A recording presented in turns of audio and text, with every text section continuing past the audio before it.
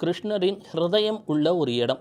அந்த இடத்துல என்ன ஆகுது, கோயில் கொடிமரத்தை 3 முறை கருடன் வட்டமிடுகிறார். அப்பொழுது கோயில் கொடிமரம் என்று சொல்லக்கூடியது நமக்கு கேதுவை குறிக்கக்கூடியது, மக நட்சத்திரத்தை குறிக்கக்கூடியது.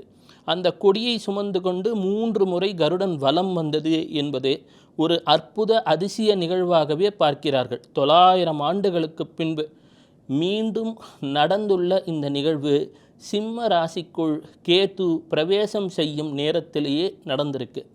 நாமும் தற்பொழுது பார்க்கிறோம், உலகத்திலே பல்வேறு மாற்றங்கள் ஏற்பட்டுள்ளன. ஆங்காங்கே ஒரு அமைதியற்ற சூழ்நிலைகள் நிகழ்ந்து கொண்டிருக்கின்றன. சிம்மம் என்று சொன்னாலே அது அரசனின் நாற்காலியை குறிக்கும். அதே போல ஒரு பதவியை குறிக்கும், புத்திரஸ்தானத்தை குறிக்கும், வயிற்றை குறிக்கும். நெருப்பு ராசி, சூரியன் உச்சமாக இருக்கக்கூடிய இடம். அப்போது சூரியன் உச்சமாக இருக்கக்கூடிய இடம் செவ்வாய். அந்த செவ்வாயின் வீடான மேஷம். மேஷத்துக்குரியவர் அந்த செவ்வாய் தற்பொழுது நீச்சமாக இருக்கிறார். எங்கே அப்படின்னா கடகத்தில். மீண்டும் அவர் சிம்மத்துக்கு வரப்போகிறார்.